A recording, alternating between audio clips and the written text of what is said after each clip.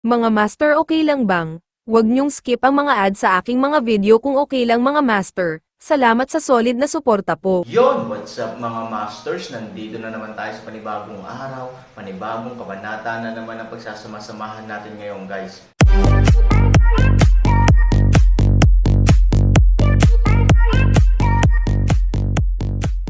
Bali mga masters, kung bago ka pa lang po sa aking YouTube channel, please click the subscribe button, lalong-lalo na po yung notification bell guys, para maging connected pa rin tayo sa isa't isa at maging updated kayo sa mga susunod ko pang video. Bali mga masters, bago natin umpisahan ng kwento ay mag-shoutout po muna tayo para sa mga solid nating tagapakinig. Shoutout kay Percival Rosas at shoutout kay Marlon Poge. Yun na nga mga masters, no? Bali hindi na ito patagalin. In 3, 2, 1, let's go! Aba, sa isang iglap, si Ivory at ang iba pa ay mabangis na nakaharap sa kaaway, at sa isang iglap ay hinugot nila ang kanilang mga espada, maingat na nakabantay sa paligid nila. Tawag. Sa isang mapurol na paghingal, biglang, isang napakalakas na hangin at mga alon ay nagngangalit na sumugod mula sa labasan.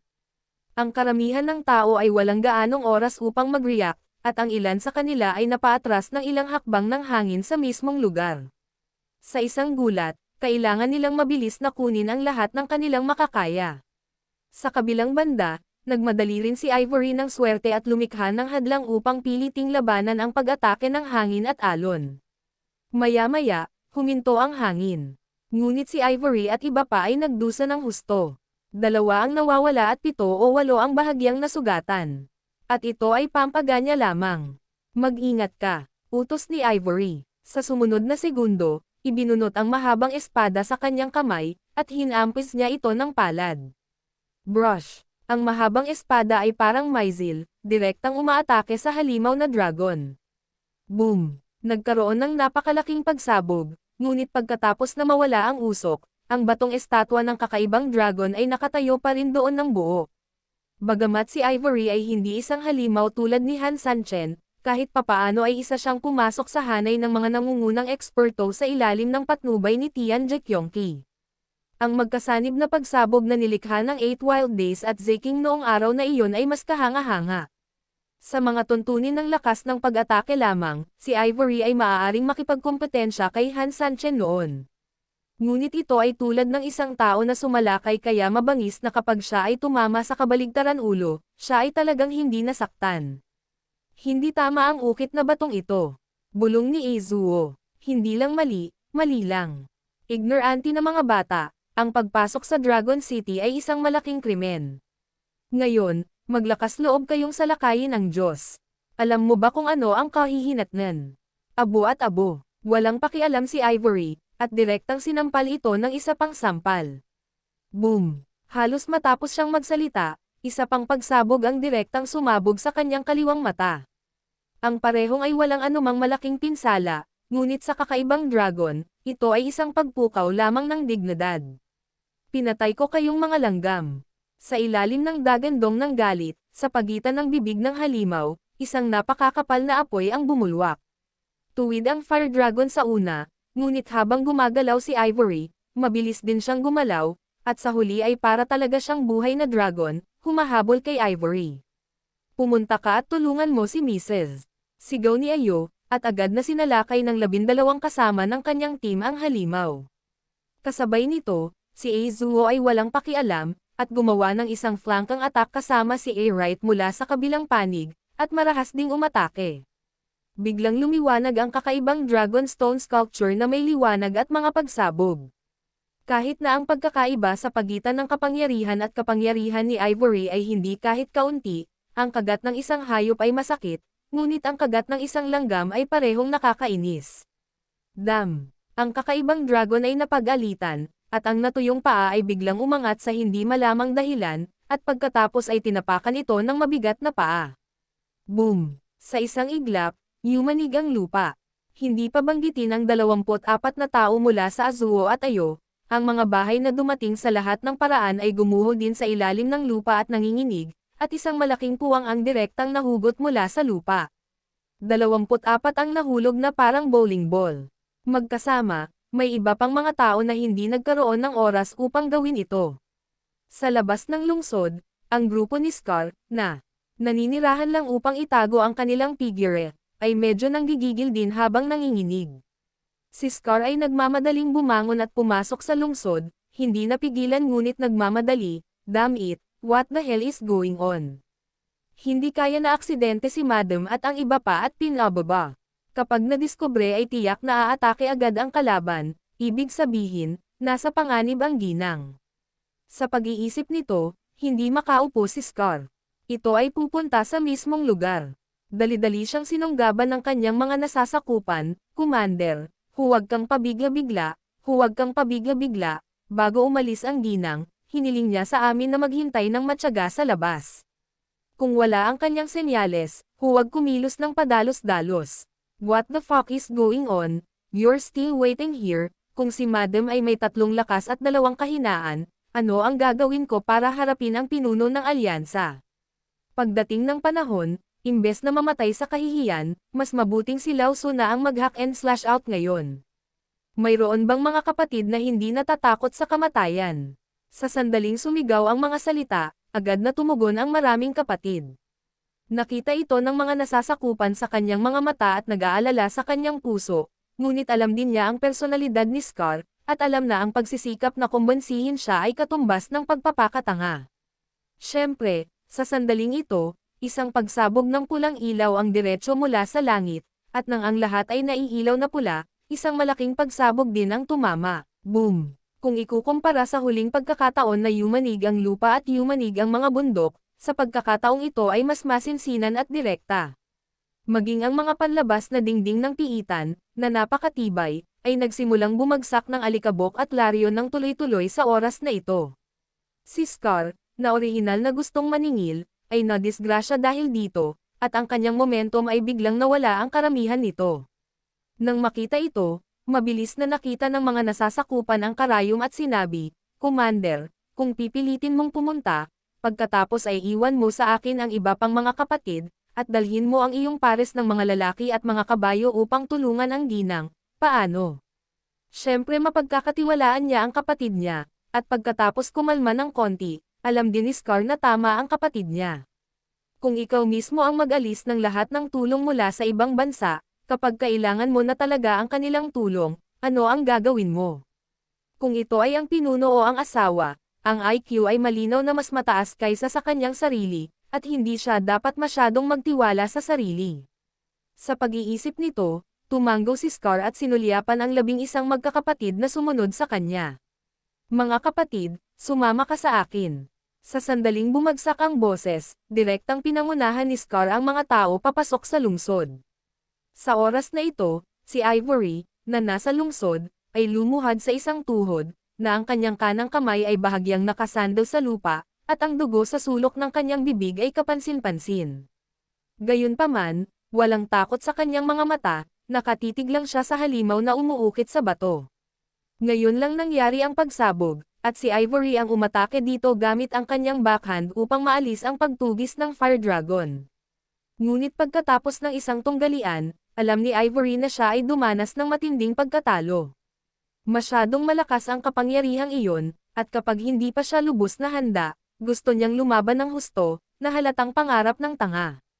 Isang langgam, may 2 tama. Marahan ang pagngisi ng kakaibang dragon. Kinagat ni Ivory ang kanyang mga ngipin, mayroon ka ring 2 stroke. I'd love to see it, I'm afraid you won't have that chance.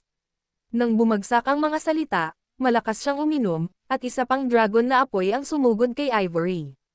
Sumimangot si Ivory, nakaranas na siya ng pagkalugi dito. Sa pagkakataong ito, halatang imposibleng mahulog muli sa parehong lugar. Sa makatuwid, direktang dinala ni Ivory ang lahat ng enerhiya sa kanyang katawan, sinusubukang atakihin ang kalaban ng walang pag-aalinlangan. Pero katatapos lang niyang mag-concentrate at magsisimula na. Biglang may lumabas na figure mula sa kanyang likuran, at pagkatapos ay nakita niya ang figurang nakatayo mismo sa kanyang harapan sa isang kisap mata, na pilit na nilalabanan ang mabangis na pag-atake ng apoy na dragon para sa kanyang sarili. Ma'am, late na po ang rescue ni Scar, patawarin niyo po ako. Bukod sa peklat, sino pa kaya ito? Ang gintong baluti ay biglang lumaban sa apoy sa oras na ito, ngunit ang sobrang temperatura ay agad na nagpapula sa buong baluti. Peklat, ang malaking hanggal na ito, ang gininto ang baluti ay ginagawa siyang halos hindi masusugatan sa isang tiyak na lawak, at ang kanyang depensa ay hindi magagapi. Ngunit sa huli, ang bagay na ito ay hindi maaaring labanan ang apoy. Si Ivory ay mukhang balisa at galit din. Siyempre, nagalit siya sa kakulaitan ng lalaking ito, pero nababalisa rin siya dahil isinakripisyo niya ang sarili para iligtas ang sarili niya, pero ang sarili niyang kaligtasan ay, "Madam, don't mind me, I'll kill him, hit him." Alam ni Knife Scar na nag-aalala si Su Yingxia sa kanyang sarili, at sa sandaling ito, nagngangalit siya at iginiit ang sakit, at sinigawan si Ivory. Sa pagtingin sa mga mata ni Scar, bigla ding nagising si Ivory. Oo, hindi siya madadala ng emosyon, at ang pinakamahalagang bagay sa ngayon ay halatang atakehin ang halimaw. Kung hindi, ang stand-up na pag-uugali ni Knife Scar ay magiging walang kabuluhan, at ito ay magiging wala. Sa pag-iisip nito, hindi rin malabo si Su Yingxia. Direkta niyang ginamit ang lahat ng kanyang lakas, tinutukan ang halimaw na inukit ng bato, at sinampal ito. Boom! Isang malaking alon ng hangin ang direktang lumabas mula sa mga kamay ni Su Yingxia. Halos malagutan ng hininga si Scar sa sakit, kahit na maagang nag-inject ng maraming enerhiya si Han Sanchen sa Golden Armor, ang layunin ay ang Golden Armor ay malapit nang tumama sa mukha ng judge at ng iba pa. Ngunit ang mga enerhiya na iyon ay maaari lamang kumonsumo ng mga karakter sa loob ng antas ng mga hukom. Ang nakaraang labanan mismo ay halos nabura ang mga enerhiyang ito. Ngayon, sa harap ng kakaibang pag-atake ng dragon na hindi alam ng maraming antas, paano ito makakatagal? Nasnak, nabasag ang gintong baluti sa ilalim ng mataas na temperatura, at ang pag-atake ni Ivory ay umabot din sa lugar ng kakaibang dragon. Ang napakalakas na pag-atake ay malulutong at maayos, dala ang momentum ng pagkawasak, at biglang sumabog. Sa pagkakataong ito, halos lahat ng lakas ni Ivory ay nakondense, at tuluyan niyang nataman ang batong dragon. Halos mapagod si Ivory, bumagsak ang kanyang buong katawan sa lupa, ngunit ang mga magagandang mata na iyon ay nakatitig sa halimaw na umuukit sa bato. Siyempre, sabik siyang malaman kung may epekto ba ang paglipat niya. Boom! Ang mga paputok doon ay hindi pa nawawala, at dito, ang mga peklat sa ilalim ng pag-atake ng apoy na dragon ay ganap na nasunog sa mga pulang mabalahibong alimango, at sila ay umatras nang mawala ang apoy na dragon. Sa kanya biglang bumagsak sa lupa. Halos humusok na ang peklat, at napakalapit ni Ivory na naaamoy pa niya ang mabahong amoy sa loob ng armor. Walang gaanong proteksyon sa enerhiya ang natitira ni Han Sanchen, ngunit sa kabutihang palad, ang kapangyarihan ay sapat na dalisay. Bagamat mapipigilan nito ang pagkamatay ng peklat, hindi ito nangangahulugan na ang peklat ay maaaring maging mas mahusay. Sa sobrang taas ng temperatura, alam niya na ang balat ng kanyang buong katawan ay napaso at halos walang bahaging buo. Halos mawala na siya ng gana sa sobrang sakit, ngunit ang lalaking ito ay nagngangalit pa rin ang kanyang mga ngipin at nag-aatubili na kumapit. Hindi siya mahimatay, kahit na hindi niya nakikita ang kaligtasan ni Ivory. Boom! At halos kasabay nito, isa pang pagsabog ang naganap sa gripo na nataman ni Ivory. Sa usok, ang mga bato ay lumipad ng ligaw. Naputol yata ang gripo. Madam. Tapos, nasabog yung lalaki. May gulat na bulalas. Ang mga mata ni Ivory ay biglang nagpakita rin ng bakas ng kalinisan. Malinaw, pagkatapos magtrabaho ng husto upang makita ang gayong resulta, ito ay kasiya siya pagkatapos ng lahat. Umuungol. At halos kasabay nito, may galit din na dagandong mula sa halimaw.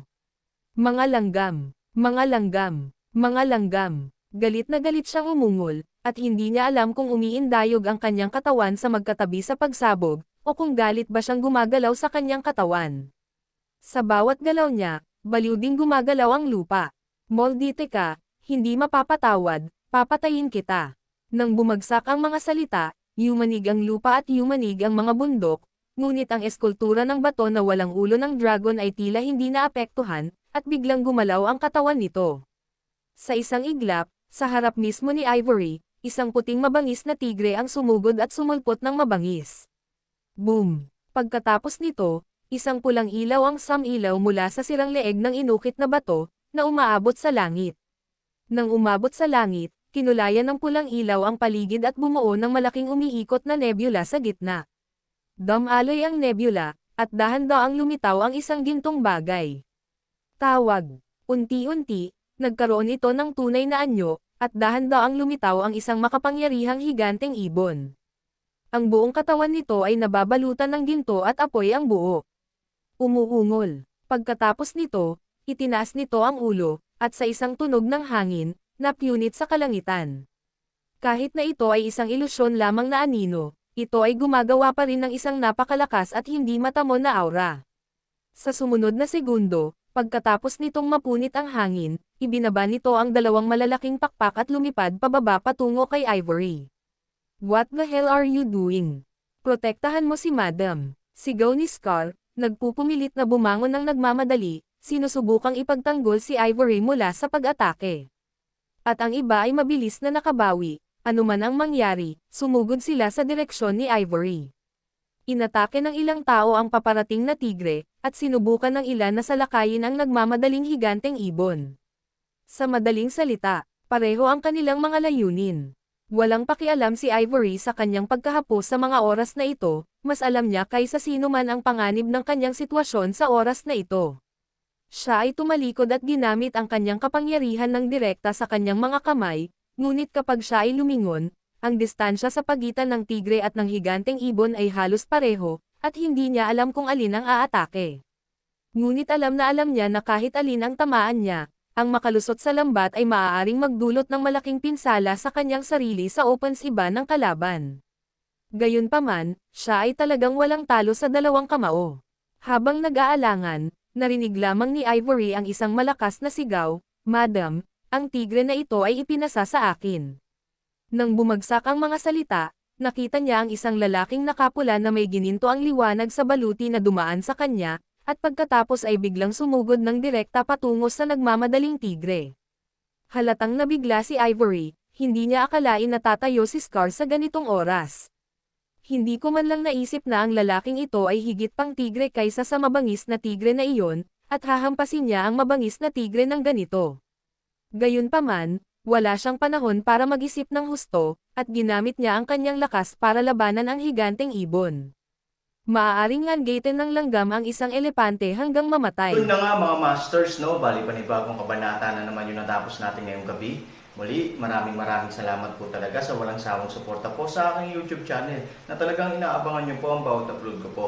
Bali mga masters, magkita-kita ulit po tayo bukas ng gabi at ngayon po ay magpapaalam po muna tayo. Bali mga masters, bye-bye!